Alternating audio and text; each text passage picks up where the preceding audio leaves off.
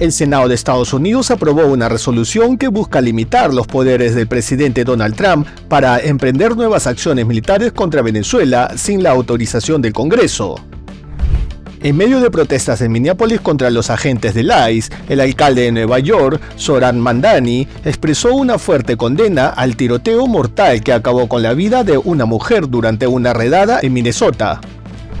Un número importante de detenidos por razones políticas, incluidos extranjeros, son liberados en Venezuela, anunció el jueves el jefe de Parlamento sin dar mayores detalles.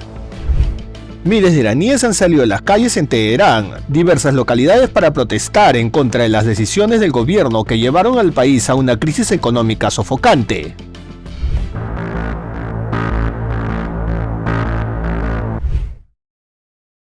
El Senado de Estados Unidos aprobó una resolución que busca limitar los poderes del presidente Donald Trump para emprender nuevas acciones militares contra Venezuela sin la autorización del Congreso. La ajustada votación se dio con 52 votos a favor y 47 en contra, y contó con el apoyo de todos los senadores demócratas y 5 legisladores republicanos que se unieron sorpresivamente a la mayoría para avanzar con la medida.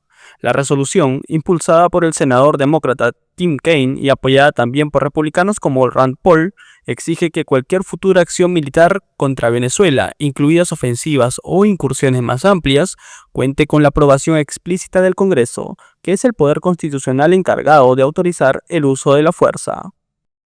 Senadores partidarios de la resolución argumentan que limitar los poderes de guerra del presidente no significa impedírselos por completo, sino reafirmar el rol del Congreso como un contrapeso clave en decisiones que pueden desencadenar conflictos o extender presencia militar estadounidense en el exterior. Es hora de que el Congreso ejerza su control sobre acciones militares de este tipo, y es hora de sacar esto del secreto y sacarlo a la luz, dijo el demócrata Tim Kaine, senador por el estado de Virginia. Al respecto, el presidente de Estados Unidos envió una fuerte respuesta a la votación calificándola como una estupidez y señalando a los 5 senadores republicanos que votaron a favor de la resolución. Los republicanos deberían avergonzarse de los senadores que intentan arrebatarnos nuestra capacidad para luchar y defender a los Estados Unidos de América, publicó Trump en su red Truth Social. La medida completa aún debe ser aprobada la próxima semana por el mismo Senado, lo que requerirá 51 votos en la Cámara Alta. De darse, la propuesta deberá superar un proceso largo de enmiendas para ser remitida a la Cámara de Representantes, donde su aprobación es muy complicada. En el hipotético caso de que la medida siga avanzando, deberá ser ratificada finalmente por Donald Trump, quien ya adelantó que vetará cualquier iniciativa de este tipo.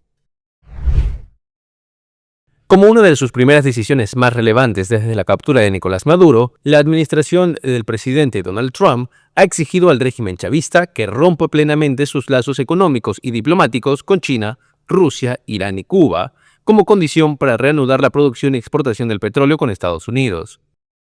Según ABC News, Trump había instado al gobierno interino de Delcy Rodríguez a expulsar a los países mencionados y a aceptar la exclusividad de la producción petrolera con Estados Unidos, antes de permitir que Venezuela vuelva a ser un actor activo en el mercado energético global. El secretario de Estado, Marco Rubio, informó a los legisladores en una sesión informativa privada que Estados Unidos cree tener suficientes palancas económicas para forzar a Venezuela a aceptar estas condiciones. Rubio sostuvo que muchos de los petroleros venezolanos están actualmente llenos, lo que reduce la capacidad de Caracas para vender fuera de las condiciones propuestas por Washington. Además, explicó que Estados Unidos estima que Venezuela podría volverse financieramente insolvente en cuestión de semanas si no reanudan la venta de petróleo bajo los términos favorecidos por Estados Unidos. Por otro lado, y ante fuertes críticas internacionales, el embajador de Estados Unidos ante las Naciones Unidas, Mike Waltz, defendió la acción estadounidense ante el Consejo de Seguridad. Waltz aseguró que la captura de Maduro no es una operación ni un acto de agresión militar, sino una acción justificada de aplicación de ley en respuesta a múltiples acusaciones de narcotráfico, terrorismo y violaciones a derechos humanos atribuidas a su gobierno. Como se recuerda, Trump publicó el martes por la noche que las autoridades interinas de Venezuela entregarían entre 30 y 50 millones de barriles de petróleo a Estados Unidos para su venta al precio de mercado. Trump afirmó que controlaría esos fondos para garantizar que se utilicen en beneficio del pueblo venezolano y de Estados Unidos. La presidenta interina de Venezuela, nombrada por el chavismo, Delcy Rodríguez, aseguró el miércoles que no es extraordinario el intercambio comercial con Estados Unidos. Las palabras de Rodríguez llegan poco después de que la empresa estatal venezolana PDVSA confirmó, a través de un comunicado, que ya negocia con Estados Unidos la venta del petróleo. Este proceso se desarrolló bajo esquemas similares a los vigentes con empresas internacionales como Chevron y está basado en una transacción estrictamente comercial, con criterios de legalidad, transparencia y beneficio para ambas partes, señaló la empresa en un comunicado difundido en sus redes sociales. Durante una reunión con una comisión de diputados de la nueva asamblea, la presidenta interina aseguró que el 71% de las exportaciones venezolanas van hacia 8 países y el 27% a Estados Unidos. La presidenta en funciones aseguró que no habrá inversiones tuteladas. En ese sentido, yo quiero resaltar, porque hay ahorita mucho maniqueísmo sobre las relaciones Venezuela-Estados Unidos. Lo primero que debo decir es que hay una mancha en nuestras relaciones que nunca había ocurrido en nuestra historia. Pero también hay que resaltar que no es extraordinario ni irregular las relaciones, por ejemplo, económicos, comerciales entre los Estados Unidos y Venezuela. Por otro lado, Rodríguez se refirió a la captura de Nicolás Maduro como una mancha que contamina la relación entre los países y aseguró que el narcotráfico y los derechos humanos eran una excusa para la intervención estadounidense, porque el motivo real es el petróleo venezolano. En los últimos días, la presidenta ha combinado un discurso contradictorio. Mientras que en sus comunicados oficiales mostraba su disposición a trabajar conjuntamente con Estados Unidos, en intervenciones como la de este miércoles, ha instado a que el extremismo de la oposición ha llevado al país a arrodillarse ante los gobiernos extranjeros. Como se sabe, Donald Trump afirmó que Venezuela entregará entre 30 y 50 millones de barriles de petróleo a Estados Unidos, y los ingresos por su venta serán controlados por Washington, para el beneficio del pueblo venezolano y de Estados Unidos. Según se estima, Trump planea recibir en la Casa Blanca directivos de las mayores petroleras para abordar los detalles de esta operación. El presidente de la Asamblea Nacional de Venezuela, Jorge Rodríguez, dijo este jueves que el gobierno del país decidió poner en libertad a un número importante de presos políticos, tanto venezolanos como extranjeros, con el fin de colaborar en el esfuerzo de la Unión Nacional. A las instituciones del Estado ha decidido la puesta en libertad de un número importante de personas venezolanas y extranjeras, y estos procesos de excarcelación están ocurriendo desde este mismo momento. Considérese este gesto del gobierno bolivariano de amplia intención de búsqueda de la paz como el aporte que todas y todos debemos hacer para lograr que nuestra república continúe su vida pacífica y en búsqueda de la prosperidad. El anuncio de la Asamblea Nacional Venezolana llega después de los pedidos hechos por el gobierno de Estados Unidos, entre ellos la puesta en libertad de los presos políticos tras el ataque militar en Venezuela el 3 de enero y la captura del presidente derrocado Nicolás Maduro y de su esposa Cilia Flores. Cabe señalar que el régimen chavista aún mantenía 860 presos políticos al 29 de diciembre, según el Foro Penal, un grupo de derechos humanos con sede en Caracas. Casi 90 eran extranjeros, 2 de los identificados por el grupo son estadounidenses y uno un cubano estadounidense, aunque no han divulgado sus identidades. El anuncio de las excarcelaciones coincide con la decisión del presidente estadounidense Donald Trump de ordenar el cierre del helicoide, al que calificó esta semana como una cama de tortura en el corazón de Caracas. Durante años, organizaciones de derechos humanos y antiguos detenidos han documentado violaciones sistemáticas de los derechos humanos en el helicoide, incluidas torturas, detenciones arbitrarias y el encarcelamiento de opositores, activistas y periodistas. Esta situación ha llevado al Comité por la Libertad de Presos Políticos de Venezuela a exigir mayor información y transparencia sobre el proceso. En un comunicado difundido en redes sociales, el colectivo aseguró que hasta ahora no han sido notificados de ninguna liberación de presos políticos recluidos en esa instalación. Para Paraco, sé que su legado El ministro del Interior de Venezuela, Diosdado Cabello, informó el miércoles que al menos 100 personas murieron en el país durante la operación militar de Estados Unidos del sábado, que culminó con la detención del presidente Nicolás Maduro y su esposa Cilia Flores, quienes enfrentan cargos en Nueva York, incluido narcotráfico. Venezuela fue víctima de un ataque bárbaro, artero, donde hasta ahora, y digo hasta ahora, hay 100 fallecidos, 100. Y otra cantidad parecida de heridos. Terrible el ataque contra nuestro país.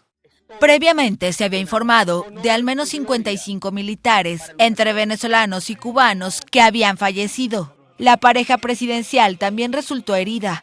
Bueno, en ese momento Cilia fue herida en la cabeza y un golpe en el cuerpo. El hermano Nicolás una herida en una pierna. Afortunadamente están mejorando de esa dolencia, pero ahí están las consecuencias de un ataque artero. 100 personas. En medio de la crisis, la vicepresidenta Delcy Rodríguez fue juramentada como presidenta interina y decretó el martes 7 días de luto por los fallecidos. La captura de Nicolás Maduro por fuerzas estadounidenses ha marcado un antes y un después en la política internacional y ha encendido las alarmas en las capitales de Moscú y Pekín. Una operación militar sin precedentes que terminó con Maduro y su esposa Cilia Flores enfrentando cargos de narcoterrorismo en Nueva York, ha sembrado dudas sobre los límites del derecho internacional y podría redefinir las relaciones entre las grandes potencias.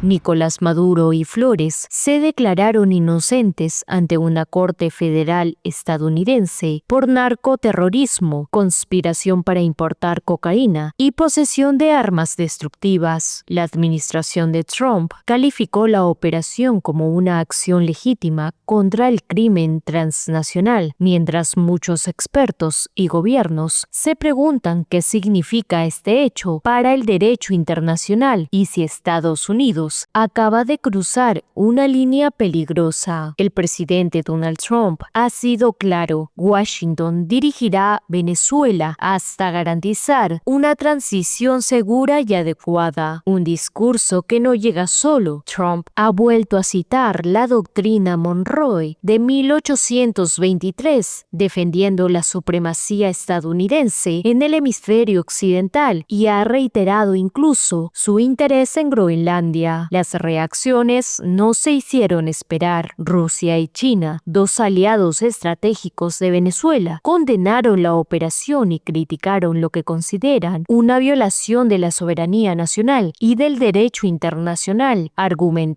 que Estados Unidos se ha autoproclamado juez del mundo al capturar a un jefe de Estado sin respaldo de Naciones Unidas. En Europa, aliados como Reino Unido, Alemania y Francia evitaron una condena directa por Venezuela, pero defendieron con firmeza la soberanía danesa sobre Groenlandia. La preocupación es clara: que este precedente debilite las normas internacionales, pero el foco ahora está en Rusia y China. En Washington, el senador Mark Warner lanzó una advertencia: si Estados Unidos se arroga el derecho de capturar líderes extranjeros, ¿qué impediría a China hacer lo mismo con Taiwán? Expertos como Hu Tianjun desde Singapur responden que no necesariamente. Para Pekín, Taiwán es una provincia, no un estado soberano. Cualquier acción allí sería vista como un asunto interno. Además, el debate para China no es la justificación, sino la capacidad militar y el costo estratégico. Incluso en Taiwán, legisladores señalan que Pekín no busca una simple captura o un bombardeo, sino una reunificación bajo su control. Aún así, el despliegue militar estadounidense en el Caribe podría ser leído por China como un desvío temporal de la atención global de Washington. Donde sí gana China es en el relato: presentar a Estados Unidos como una potencia que desestabiliza el orden internacional, mientras Pekín se vende como defensor de la soberanía, pese a sus acciones en el mar de China Meridional. En Venezuela, la relación con China fue pragmática: préstamos pagados con petróleo, apoyo político y presencia creciente en América Latina. Pero la caída de Maduro plantea una pregunta incómoda: ¿de qué sirve el respaldo chino cuando llega el momento crítico? Por otro lado, para Rusia el golpe es aún más directo. Maduro era uno de los últimos aliados incondicionales. Moscú invirtió más de 11.000 millones de dólares en armas y cerca de 17.000 millones en créditos. Sin embargo, cuando Estados Unidos fue por Maduro, Rusia no atacó. El Kremlin observa en silencio, atrapado entre condenar a Washington y no tensar aún más la relación en plena negociación por Ucrania. La situación recuerda otros fracasos recientes: Siria, Irán, aliados que cayeron sin una respuesta rusa efectiva. La captura de Maduro no solo reconfigura el futuro de Venezuela, sino que plantea una pregunta inquietante para el orden global. Estamos ante el inicio de una nueva era, donde las grandes potencias imponen sus decisiones fuera de los mecanismos multilaterales, porque si las reglas que una vez guiaron las relaciones entre estados se debilitan, el verdadero impacto podría sentirse mucho más allá de Caracas y Nueva York. Miles de personas marcharon el miércoles en Caracas para exigir la liberación del presidente depuesto Nicolás Maduro, en la quinta movilización consecutiva organizada por el chavismo desde su detención por Estados Unidos el 3 de enero. Maduro y su esposa Cilia Flores enfrentan un juicio por narcotráfico en Nueva York tras un operativo estadounidense que incluyó bombardeos en la capital venezolana. Estamos acá nosotros exigiendo al imperio norteamericano que libera a nuestro presidente Nicolás Maduro y a su esposa, la cual fueron secuestrados injustamente, solamente por su ambición de tener petróleo. Los manifestantes aseguraron que se mantendrán en las calles hasta lograr la liberación del mandatario, considerado inocente por sus seguidores. Empezó el juicio. Para nosotros el presidente es inocente. El juicio empezó y nosotros le decimos hoy a Donald Trump que baje su guardia, que aquí hay un pueblo arrestado en combate en contra del presidente Nicolás Maduro. Nosotros respaldamos a nuestro presidente.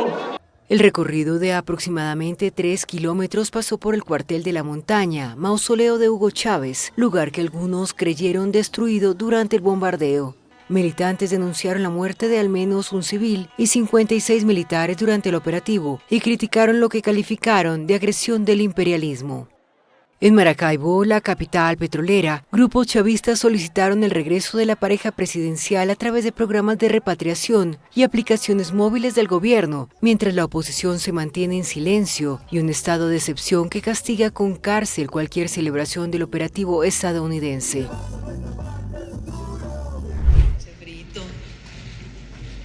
La presidenta de México, Claudia Sheinbaum, afirmó el miércoles que el país se ha convertido en un proveedor importante de petróleo para Cuba, tras versiones periodísticas que indican que habría desplazado a Venezuela como principal abastecedor de crudo de la isla.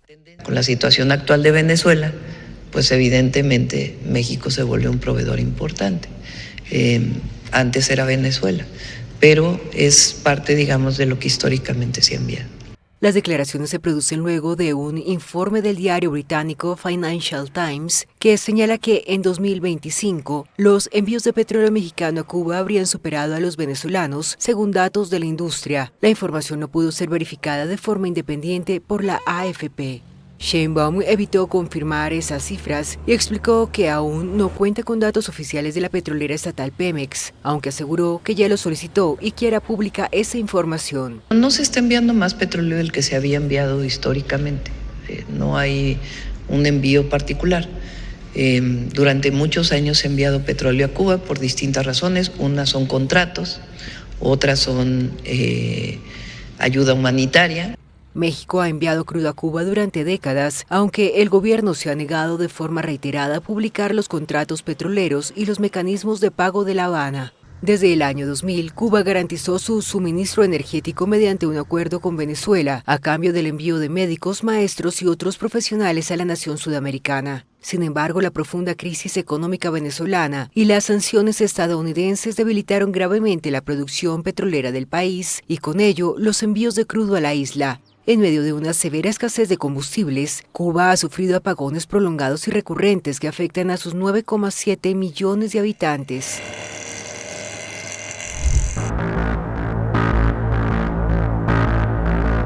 En medio de un escenario internacional cada vez más tenso, una vieja ambición del presidente de Estados Unidos vuelve al centro del debate global: Groenlandia. Tras la reciente demostración de poder militar estadounidense en Venezuela, el presidente Donald Trump ha retomado con fuerza su discurso sobre la necesidad de que Estados Unidos controle este vasto territorio del Ártico, actualmente autónomo pero bajo soberanía del Reino de Dinamarca. Las declaraciones han generado preocupación en Europa, tensiones dentro de la OTAN y de la mayoría de la población groenlandesa. Pero, ¿qué tiene Groenlandia que la vuelve tan estratégica para Washington?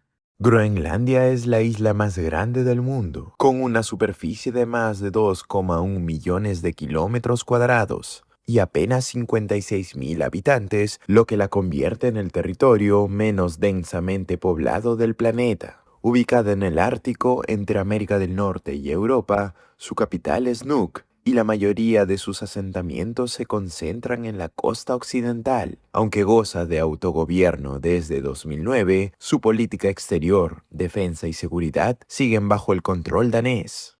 ¿Por qué es clave desde el punto de vista estratégico?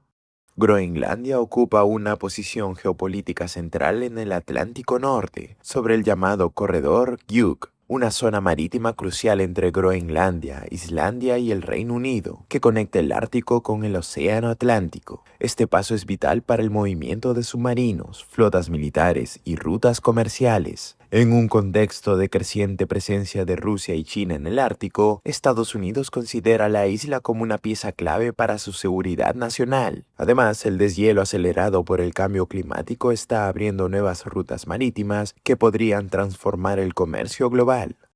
Los recursos que están en juego.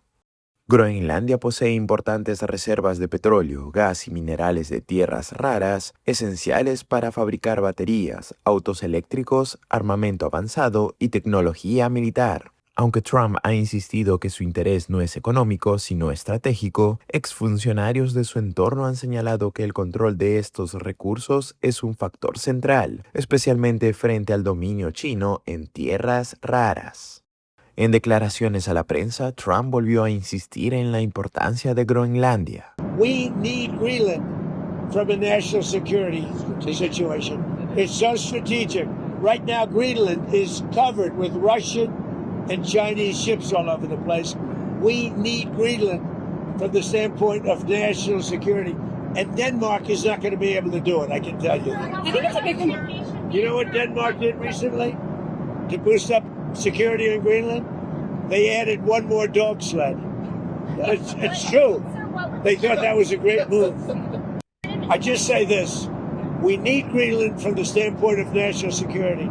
And the European Union needs us to have it. And they know that. Desde Europa la respuesta fue inmediata. La portavoz de política exterior de la Unión Europea, Anita Hyper, declaró: The EU will continue to uphold the principles of national sovereignty, territorial integrity, and the inviolability of borders and the UN Charter. These are universal principles and will not stop defending them. All the more so if the territorial integrity of a member state of the European Union is questioned. Por su parte, la primera ministra danesa, Mette Frederiksen, fue aún más contundente. For det første, så mener jeg, at man skal tage den amerikanske præsident alvorligt, når han siger, at han ønsker Grønland.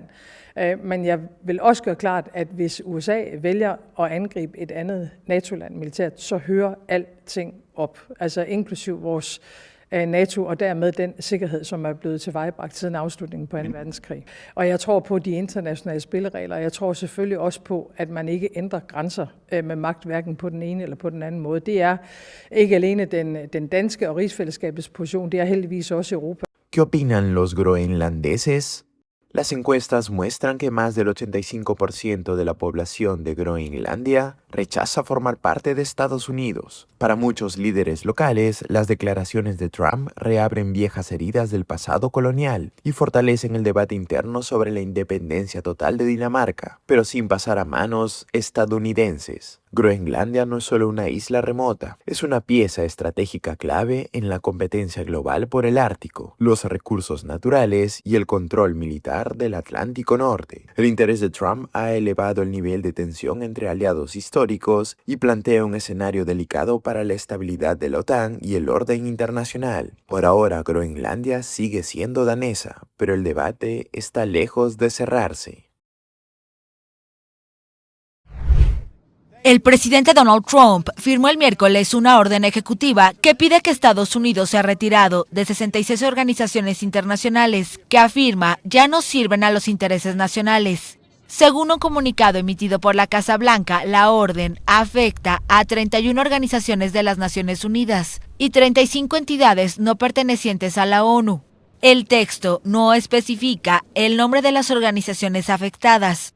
Trump ya ha retirado a Washington de varias entidades globales desde que regresó al poder hace casi un año y promovió la política de Estados Unidos primero. Al igual que en su primer mandato, decidió retirar a Estados Unidos del Acuerdo de París sobre el cambio climático y de la Organización de las Naciones Unidas para la Educación, la Ciencia y la Cultura, UNESCO, a la que Washington había regresado bajo la presidencia de Joe Biden. Además, el republicano cerró las puertas a la Organización Mundial de la Salud.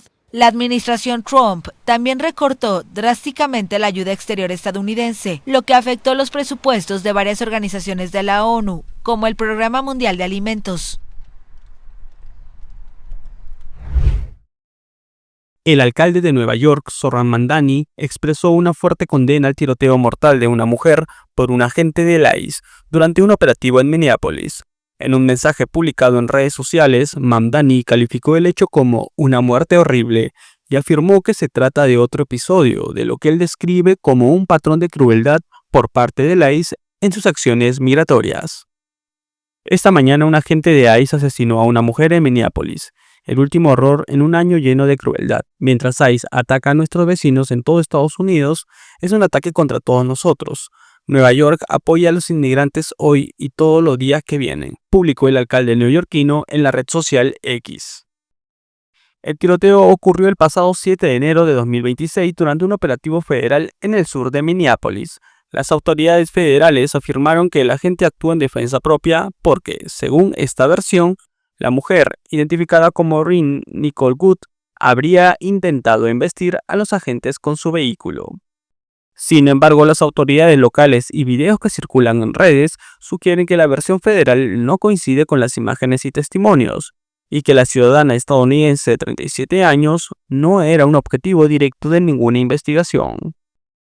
La reacción de Mamdani se suma a otras voces críticas contra el ICE y la política migratoria federal. En Minneapolis, su alcalde, Jacob Frey, también condenó el hecho y pidió a la agencia que se retire de su ciudad, afirmando que sus operaciones han generado caos y desconfianza entre los residentes. Alrededor de 300 personas se reunieron en Nueva York para manifestar su rechazo tras la muerte de una mujer de 37 años en Minnesota a manos de un agente del Servicio de Integración y Control de Aduanas en medio de un enfrentamiento por las redadas migratorias en ese estado. Con rosas blancas y carteles que decían ICE es la Gestapo de Trump, los manifestantes pidieron justicia para la mujer, a la que el mandatario norteamericano señaló de ser una agitadora profesional por atropellar a su juicio agresivamente a un oficial que disparó en defensa propia.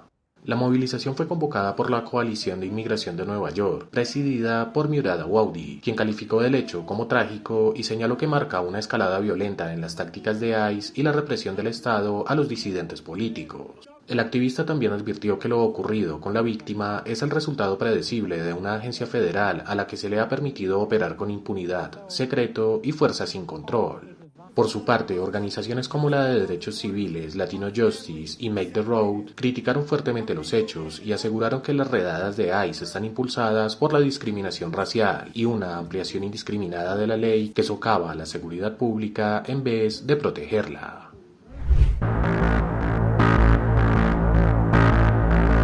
Dice Trump, ojo, claro, palabras tienen que ser seguidas de acciones.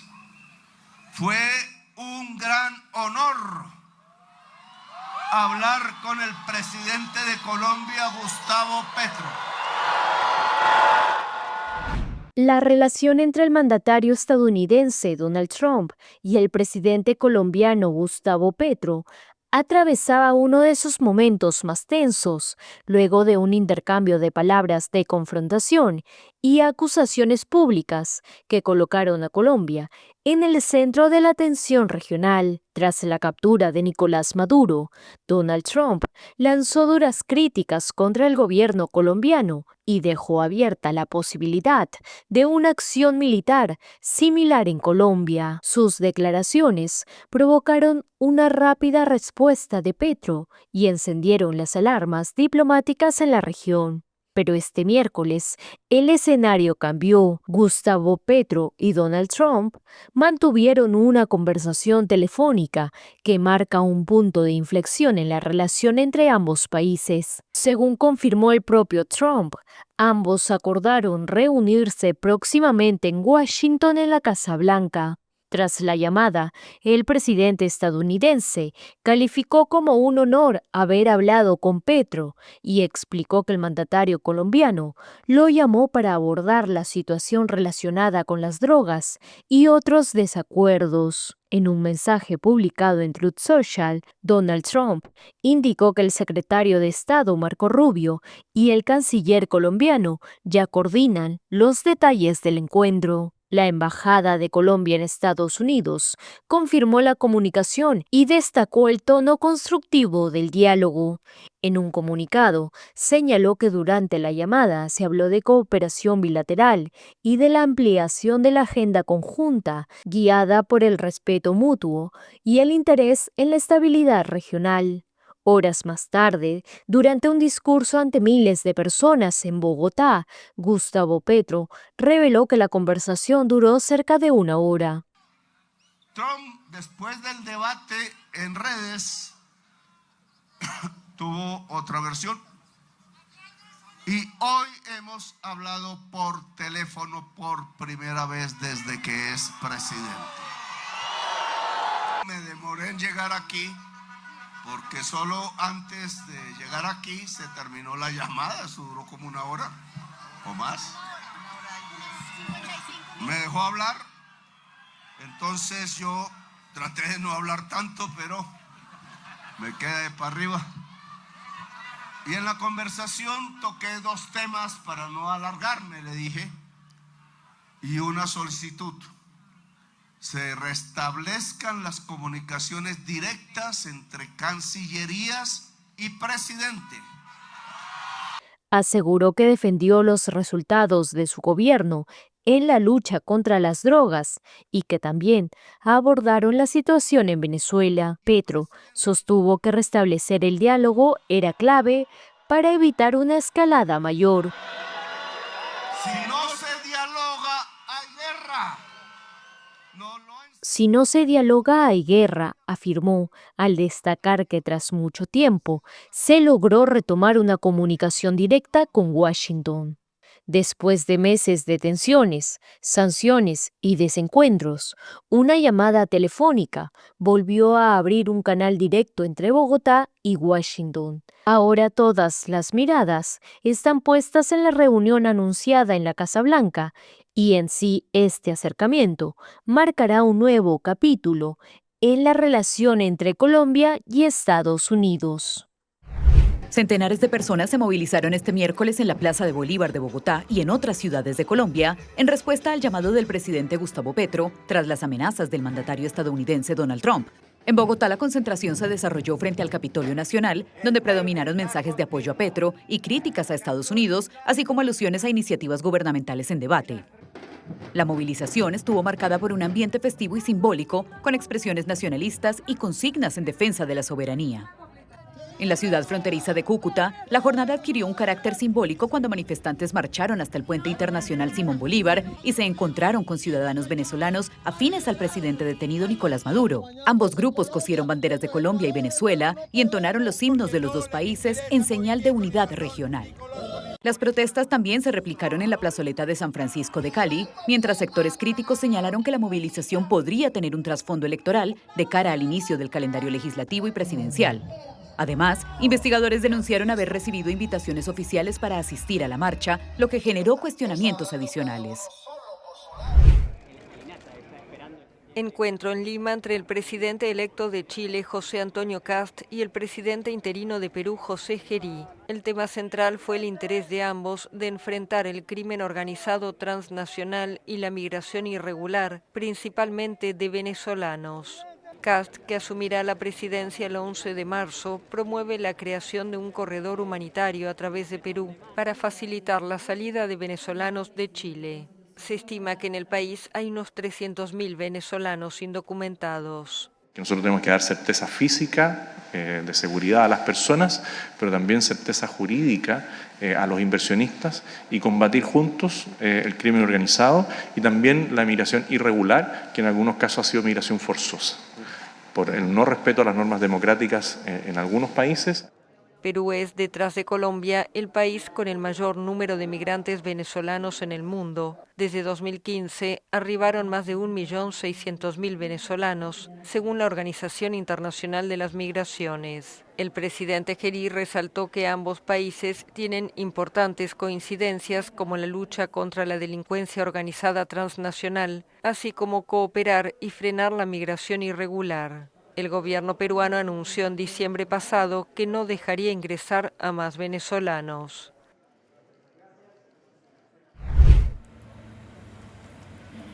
Exámenes médicos realizados el miércoles al expresidente brasileño Jair Bolsonaro descartaron lesiones graves, un día después de que se golpeara la cabeza tras sufrir una caída en prisión, informaron sus médicos.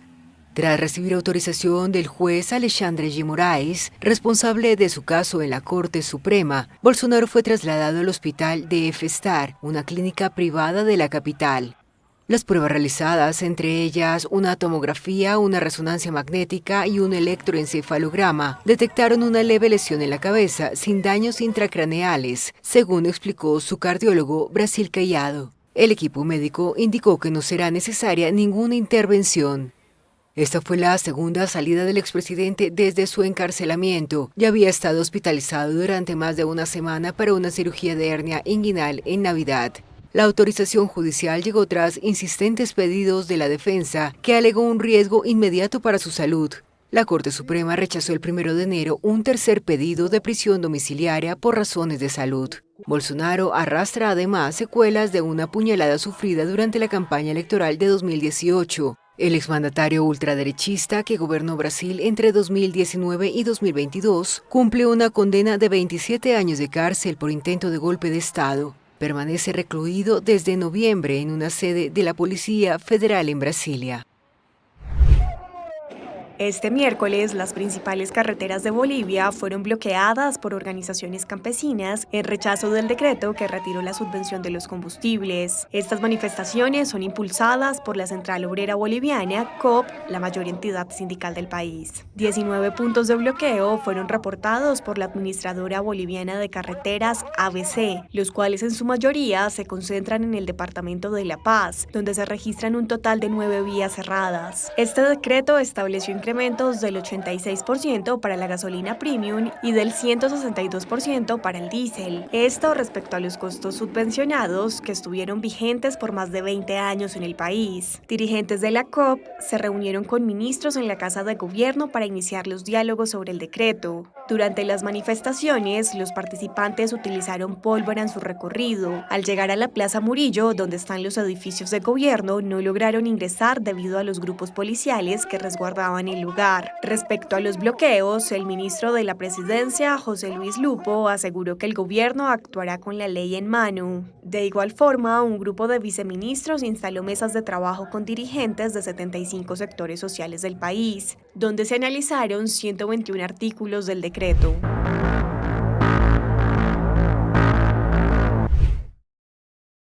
Un estallido social ha hecho temblar al régimen iraní.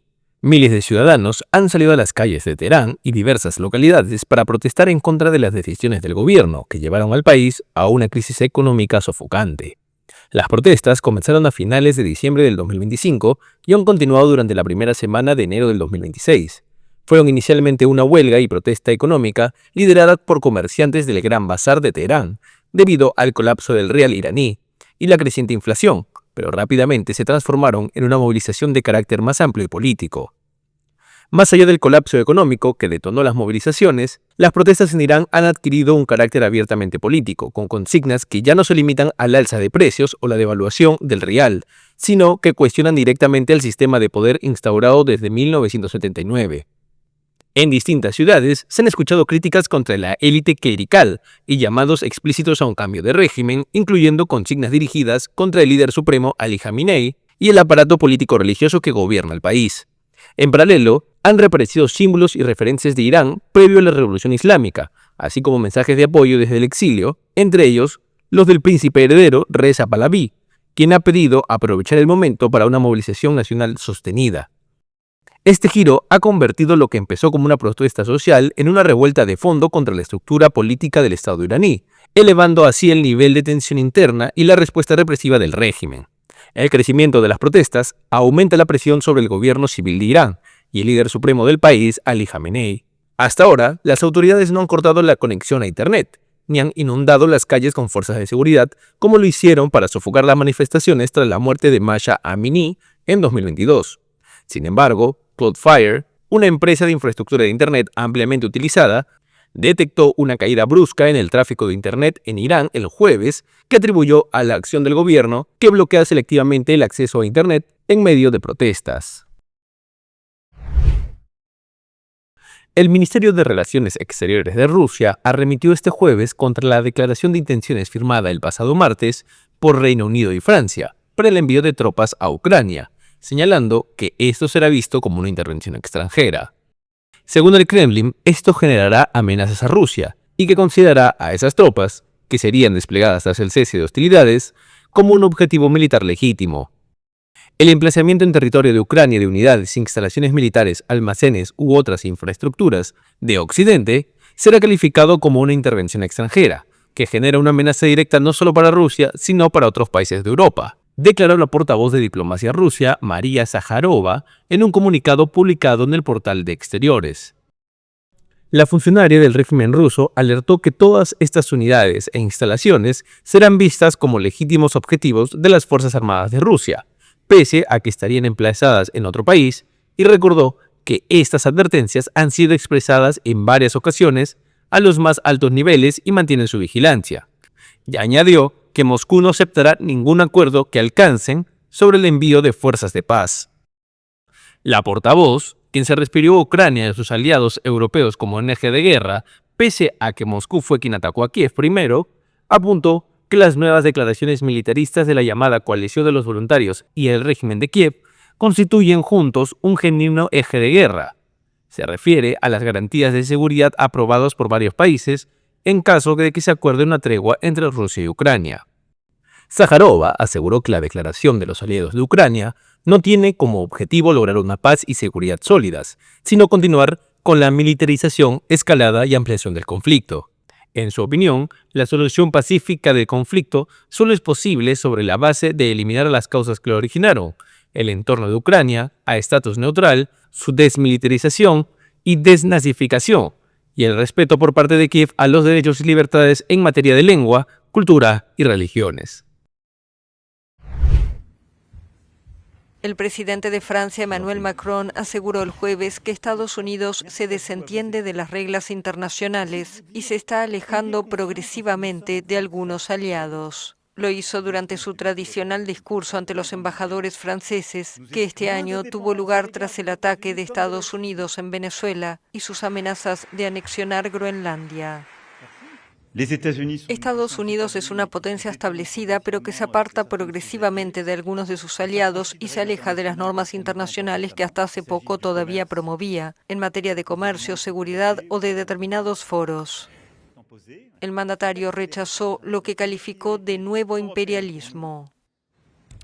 Vivimos en un mundo que se está desmoronando. Las instancias del multilateralismo funcionan cada vez peor. Evolucionamos en un mundo de grandes potencias con una verdadera tentación de repartirse el mundo. Y creo que lo que ha ocurrido durante los últimos meses o incluso los últimos días no ha hecho más que confirmar esta constatación. Es el gran riesgo del orden internacional en el que vivimos. El mandatario aseguró que Francia, que este año preside el G7, buscará también impulsar una reforma de la gobernanza mundial. En el pasado, Macron ya abogó por una reforma del Consejo de Seguridad de la ONU para incluir a las potencias emergentes. De faire cette réforme de la gouvernance mondiale que nous devons bâtir. Sinon, ce sera la fragmentation du monde. Los agricultores franceses entraron el jueves en París a bordo de tractores para protestar contra la posible firma inminente del acuerdo comercial entre la Unión Europea y el Mercosur. Los manifestantes ingresaron en varias columnas a la capital francesa en la madrugada para protestar ante monumentos emblemáticos como la Torre Eiffel y el Arco del Triunfo. Estamos tan hartos que creo que a la larga esto va a acabar mal. Cuando vemos a nuestros vecinos, a nuestros amigos que se suicidan uno tras otro, me da miedo que esto termine muy mal, que termine en tragedia, porque hay mucha gente que ya no tiene nada que perder. El Consejo de la Unión Europea podría adoptar el viernes el acuerdo comercial negociado desde 1999 con Argentina, Brasil, Paraguay y Uruguay, lo que permitiría a la titular de la Comisión Europea, Ursula von der Leyen, firmar el lunes. Este tratado crearía el espacio de libre comercio más grande del mundo, pero el sector agropecuario europeo teme el impacto de una llegada masiva de carne, arroz, miel o soja sudamericanos a cambio de la exportación de vehículos y maquinaria europea al Mercosur. Los productores rechazan las normas de producción en el Mercosur, vistas como menos restrictivas y más competitivas. Creo que ya no podremos pensar que nuestros jóvenes se establezcan aquí porque ya no será viable, no habrá perspectivas y además tendremos competencia desleal, porque todos los países que nos van a enviar productos no tienen las mismas cargas que nosotros, no tienen las mismas especificaciones que nosotros.